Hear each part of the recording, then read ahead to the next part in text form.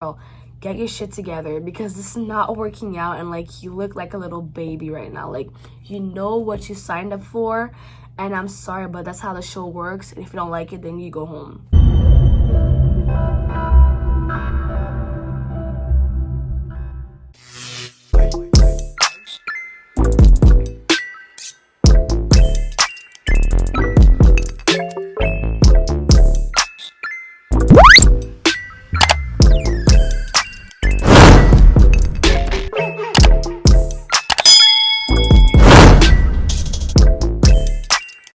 Hey guys, welcome back to my channel. I'm Audrey Jerome, as you all know, and if you don't, well, hi. As you can see down below, today's recap is all about the fantasy suites. Things happened tonight, you know, now there's only 2 girls, and we're gonna talk about all that tonight in my recap. Before we even start with today's video, do not forget to subscribe to my channel, because I only post banger videos and Bachelor recaps. And without further ado, let's start with the video. The night started with Matt talking with his dad. I knew that this convo was gonna come up, but I did not think it was gonna happen at the beginning of the show tonight. I thought it was gonna happen at the end, but it happened at the beginning. And I'm not gonna lie, it actually made me really emotional. Like, I was crying because I'm really sensitive, and I just really relate to what was going on. At first it was good, they were both laughing with each other, they were just joking around, and it was just really good vibes. And then things got deep really quick. His dad was saying that he's very supportive of Matt and that he supports him on being the first Black Bachelor. But then Matt shared that, you know, what happened with him and his dad, and what happened between his dad and his mom has affected him and has affected his past relationships, and that it was hard for him to like kind of like move on from that, and that he's kind of like guarding himself because of what happened to his family. And then when he shared that, that's kind of like when the whole thing kind of went downhill, and that like things kind of got like heated, but not really too heated. He basically said that his dad was not there for him. He was never really there for him and his brother, and that truly affected him. He wishes that him and his dad talked about this whole thing beforehand, but that never obviously happened, and that he was literally crying, and that made me so emotional that I felt so bad. He said that, you know, he didn't want the shoes, he didn't want the pizza, all he wanted was a dad, and that touched me. But I just felt really bad. But overall, it was a good conversation. You know, his dad apologized for leaving, apologized for cheating on his mom, and he was like, I'll try to be better, I'll be more in your life, I'll be more engaged with what you do, I'll be here to support you. And Matt was like, I forgive you, I'm not gonna hold grudges, I just want to move on. And that whole thing was just very mature of them. I hope that his dad stands by his apologies and that he actually stays in Matt's life. If not, I'll be very disappointed, but I think I have hope that, you know, they'll be good. But overall, it was a good conversation. I think it was very needed for Matt to just like move on and just like accept that, like, I'm not like my dad, I'm different, I'm better. Anyways, now to the actual dates and fantasy suites. The first date that we had tonight was Michelle's date. Overall, it was a spa date. They like smeared butter on themselves. They took a milk bath.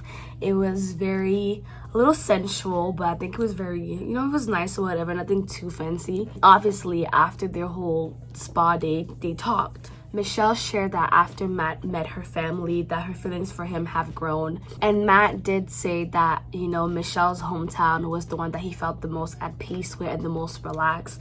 So I feel like that tells a lot, because I feel like he's very calm and he's very himself with Michelle.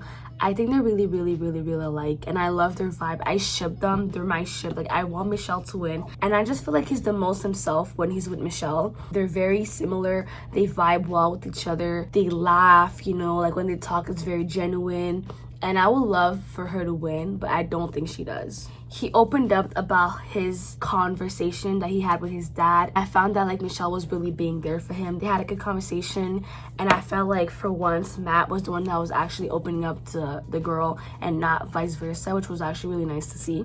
They did end up going to the fantasy suites, and they end up like spending the night together. And Michelle did end up saying that she is in love with Matt. And the way this guy was cheesing so hard, like this guy was smiling. I think he does love her, but I also think that he also loves Rachel. And I feel like his love for Rachel will overshadow and like will overtake his love for Michelle. I'm really happy. It was really natural. They have really good chemistry. In my opinion, they have the best chemistry.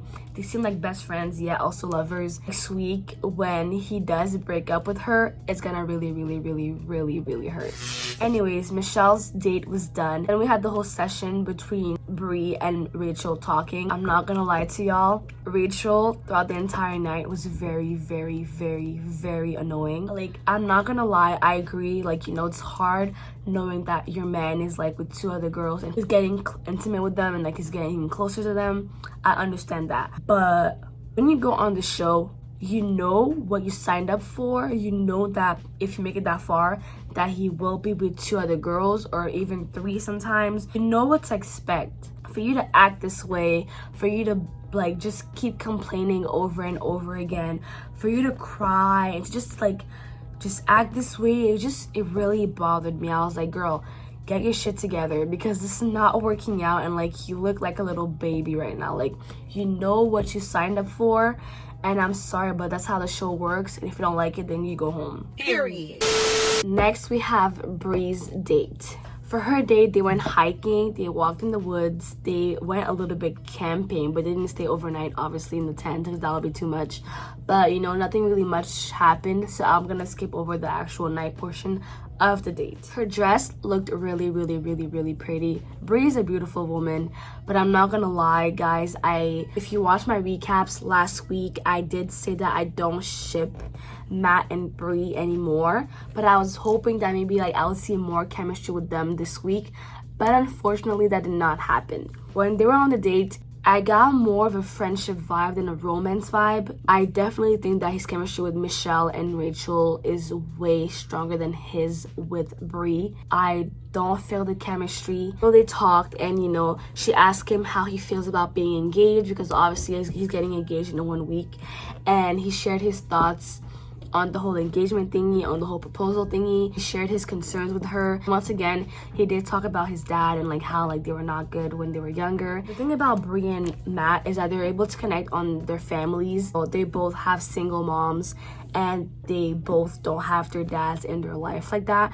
They're able to connect, but I feel like romantically it's just not there. Anyways, they did end up going to the fantasy suites, and I guess it was cute, but I just don't ship them like that.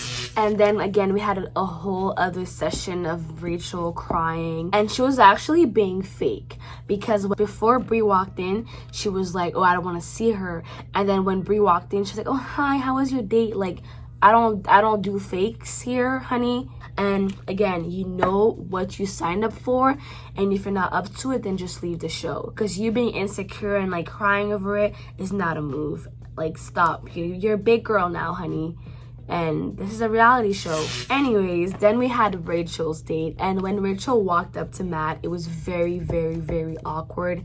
You could tell that like she was sad and she was really in her head. Obviously, when they were doing like the ceramic thingy, whatever, with their hands, it was very awkward. They did not talk to each other. Usually it's like, you know, like they're happy, they're fun, it's chill vibes, but tonight it was just, well, the first portion of the date, it was very awkward. It was very quiet. But then they finally sat down with each other, and she opened up to him, and she was like, this week was very hard for me. Imagining you with 2 other girls was very hard, and emotionally was very draining. And this guy did a very good job at reassuring her, and he said that he was falling in love with her once again, which made me super duper freaking mad. Okay. Once again, he's only said, I'm falling in love with you, with Rachel, and now with Bree, and now with Michelle, and now with any other female in this freaking house, which truly sucks. Truly, truly, truly, truly, truly sucks. He also brought up the fact that, you know, like last week they went parachuting, and that like she almost died or almost got injured, and he was like, oh, I cannot imagine my life without Rachel. And I was like, can you not make it this obvious that you're gonna pick Rachel? Can you make it a little bit subtle that you love other girls too? And after Matt did an amazing job at reassuring her, she was all happy, all back to her normal self. Obviously, she had the fantasy suites, and they went or whatever, and then she had fireworks. Why did Rachel had fireworks and not the other girls? I swear they love Rachel so much, it's so obvious. On her hometown, she went parachuting, she had a nice whip, and then on her freaking fantasy suite, she had fireworks. Fireworks. Michelle got oatmeal feet and milk bath. Bree went camping. Rachel gets fireworks. And justice. It is so obvious that he picks her. It's getting frustrating at this point. Anyways, that was pretty much it. And then there was the rose ceremony. And I'm not gonna lie, I had a little bit of hope, a little tiny bit of hope that Rachel was gonna go home because Michelle got the first rose. Ooh! Michelle got the first rose, y'all. Michelle got the first rose. But sadly, I was wrong. Bree ended up going home. So basically, Michelle and Rachel got the roses and they are going to the finale next week. I'm not gonna lie, even though I did not ship Bree with Matt, it was very hard to see her go. I liked Bree. Like, she was very nice, very mature, very well spoken. She was really, really pretty that night. She looked the best. Like, her dress was popping, her hair was slayed. She was drop dead gorgeous. Seeing her cry and like being blindsided really, really, really hurt. But I know deep down that Matt made the right choice. And now on to the finale next week. In the trailer, both girls are crying. Matt is crying. He has his whole speech saying, oh, I don't know where to go from here. So we shall see how that plays out. Make sure to watch my recap next week. It's going to be the very, very, very, very last recap of the season, guys. It's crazy how we're already at the finale. Anyways, guys, that is it for today's video. Don't forget to like, comment, share, subscribe. Join the gang. I'll see you next week for a brand new video. Bye, guys.